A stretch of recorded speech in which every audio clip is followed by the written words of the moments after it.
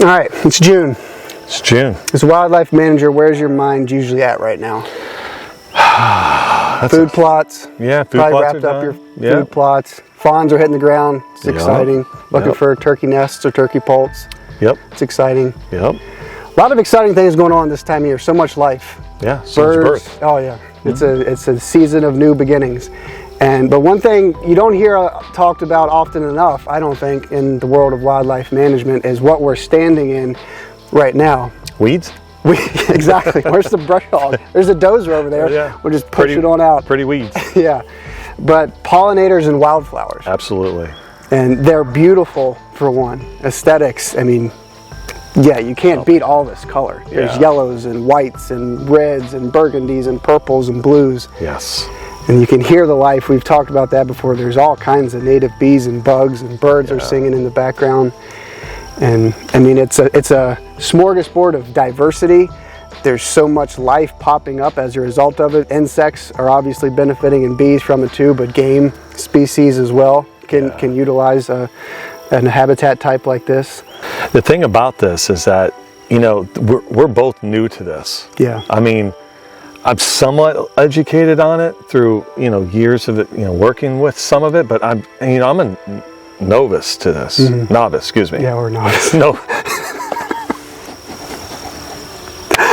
But, you know, we're both kind of like novice to this. Yeah. You know, I'm still learning about all this stuff, even though, but yeah, there's so, like Cody said, there's so much life into this, but it's like, why bother doing this? You know, there's other stuff that we could be doing, old field habitat, you know, native vegetation. You know, people ask us, like, why are you doing this? Just so you can have bees and butterflies? Yeah. You know? But no, there is so much benefit and why you should do this, incorporate this into your management plan, even on a small scale, you know? Oh yeah. Even on a small scale to get your feet wet. And stuff like that. But yeah, aesthetically, number one. Oh yeah. Oh my gosh, the color. And what's unique is like a lot of these, like, you know, this is lance leaf coreopsis. You know, it blooms from, I believe, April to August. Yeah. So you're going to have color. Right. And different types of color. There's a plains coreopsis and stuff there. That I believe is in June to September, maybe. No, May to September, it flowers. Yeah. You know, so you're having all this types of color. Aesthetically, it's absolutely insane. Oh yeah.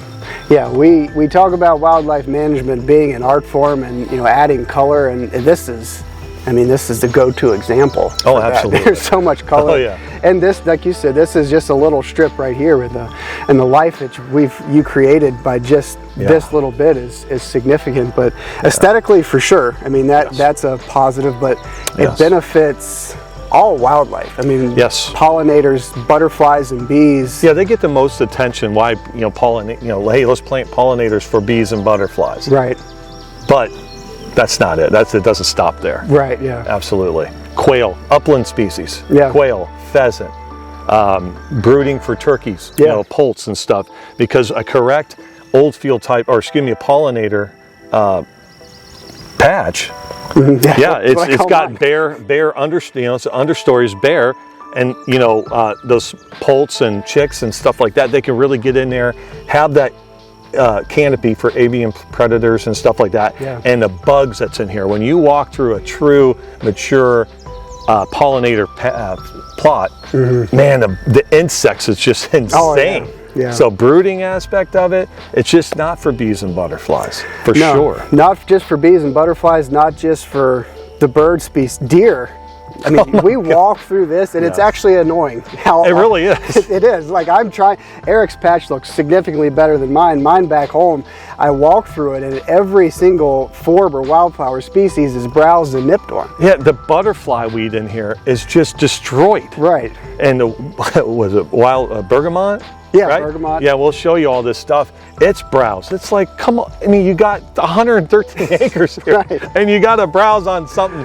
And it's funny because that's when you notice that you're starting to care. You know, it's like care about different stuff. It's like you wouldn't really, like ate a black-eyed Susan, big deal. Yeah. When you actually go through it, then when you see it, it's like, well, damn it. Exactly. When you're upset, when deer are using your habitat, you're looking at the bigger picture. Yeah, absolutely. But deer, obviously, they love it. I mean, a doe could easily hide a fawn in here, no absolutely. problem. This is great fawning habitat. It benefits all wildlife. It's pleasing to look at aesthetically. I mean, the benefits are endless from just this little bit of work. Yeah, and talk about the bees and butterflies. We all know that bees and butterflies are starting to, they have an issue. But the big thing is we learn about this, grow into this stuff. Yeah. It's amazing. Like I talked to a phone a friend, right. And he was telling me how important just the pollen. You think, oh, the bees laying on the flower, they get the nectar from it and they go to the hive and blah, blah, honey. Yeah. Oh my gosh, there's a whole dynamic about that, which we're going to get into in the future episodes. But the pollen that they get from this, how important that is. Oh, yeah. They take to the hive to feed the young, feed the babies, and stuff like that. And I had no idea.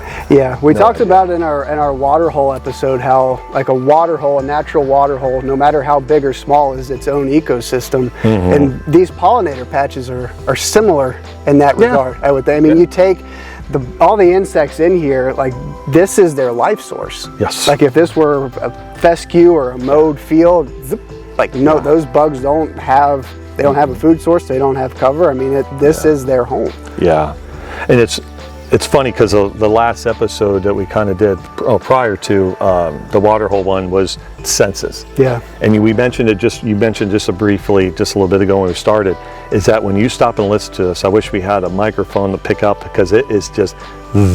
Oh yeah, and we're always think of just the honeybees.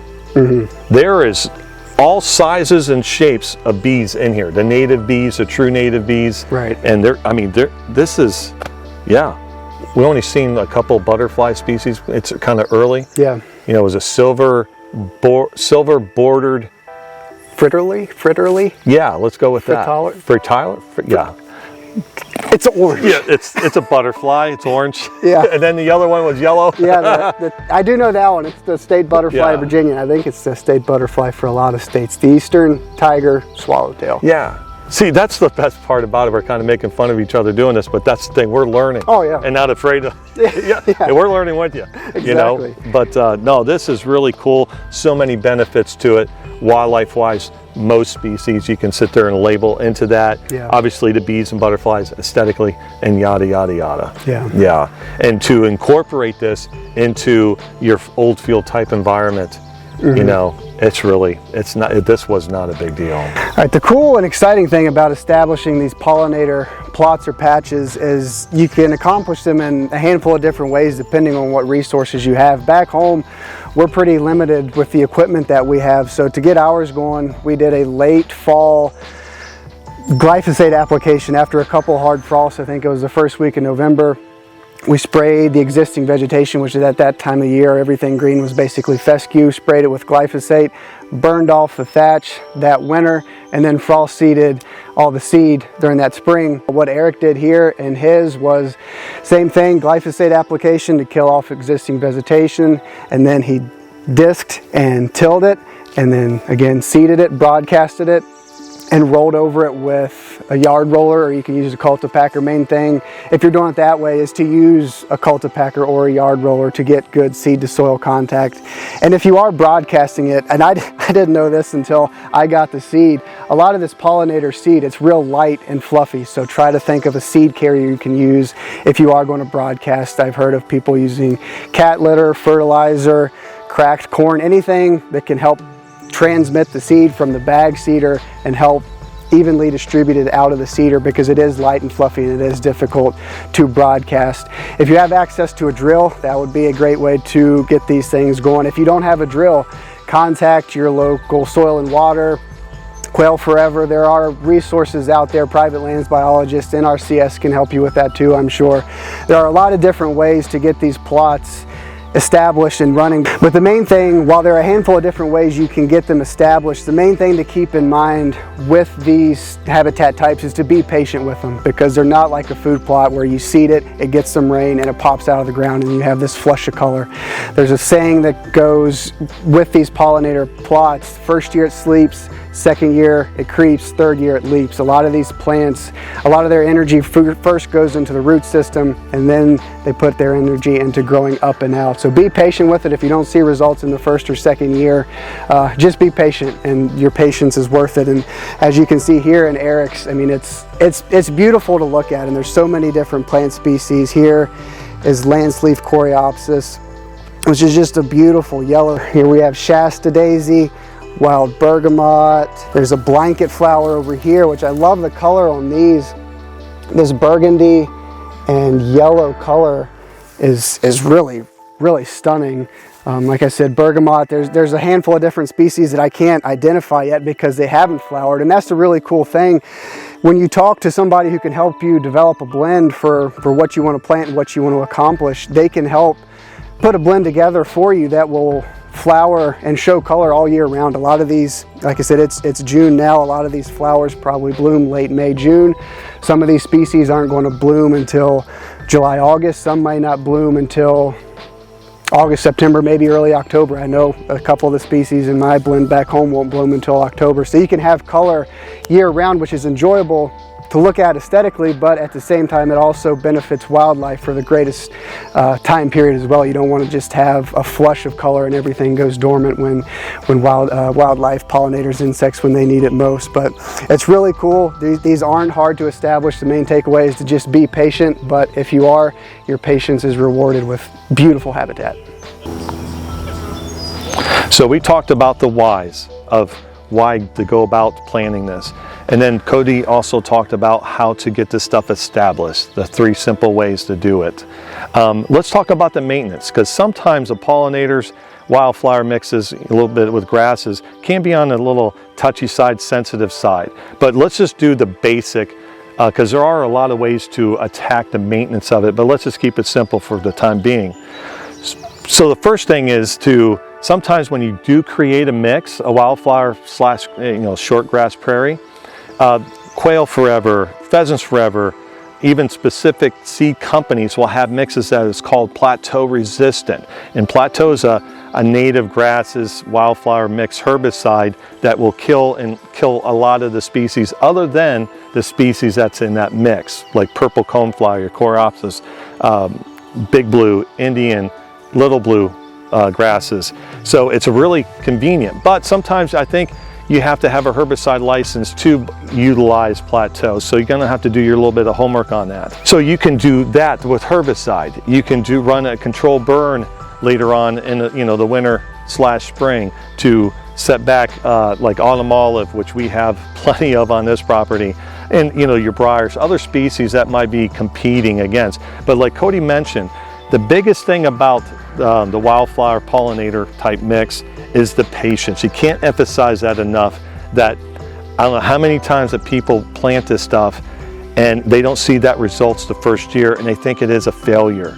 Sometimes it's the second year, because there's a lot of species even here in this mix. As much as this might look successful, there's plants that are still, it's going to be next year before we see them, and that's the beauty behind all this. The maintenance of it is herbicide, control burning. There's other ways to go about it, and that's the beautiful thing about any of this, is that there is so much information out there. Contact your county soil and water, the U.S., NRCS, Pheasants Forever, Quail Forever. There's so many great resources out there that might be specific to you to help you maintenance your site. And there's a lot of great people that might even come out to help you and advise you. All you have to do is just go a little surfing on the internet, and I'm sure there's somebody out there that will help you out specifically. So maintenance of it, it's not that difficult.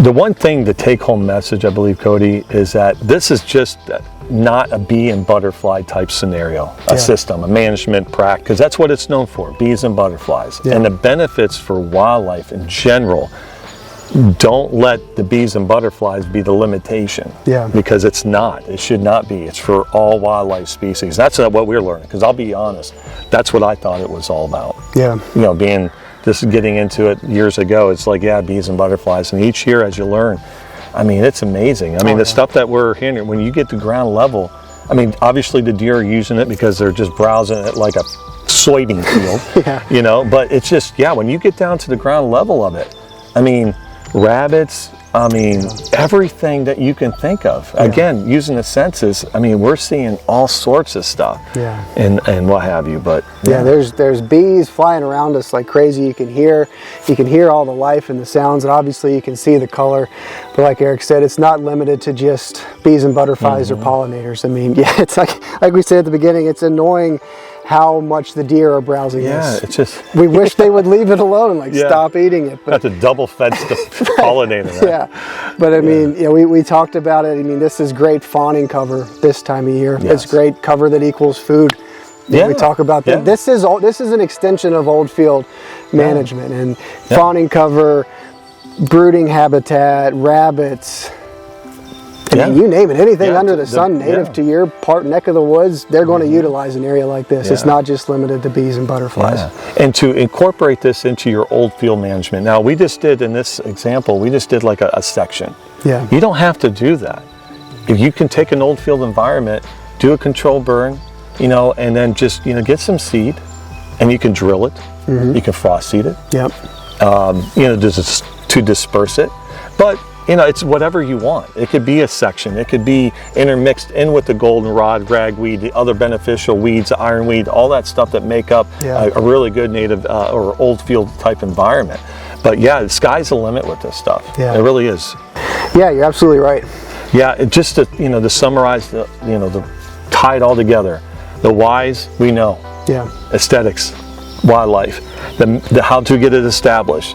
You know, there's several ways you went over. The no-till, there's the frost seeding, and then the tilling and broadcasting and cultipacking, and then the maintenance of it, control burning, certain herbicides, and even spot spraying with glyphosate or whatever. Yeah. Don't let the plateau resistant stuff. You can go in there and obviously spot spray. It's endless amount how you can do all this stuff. Yeah, the possibilities are endless for these pollinator patches. You're really only limited by your creativity. They can be whatever you want them to be. But just as it is for us, I'm sure it is for you, wildlife is our way of life.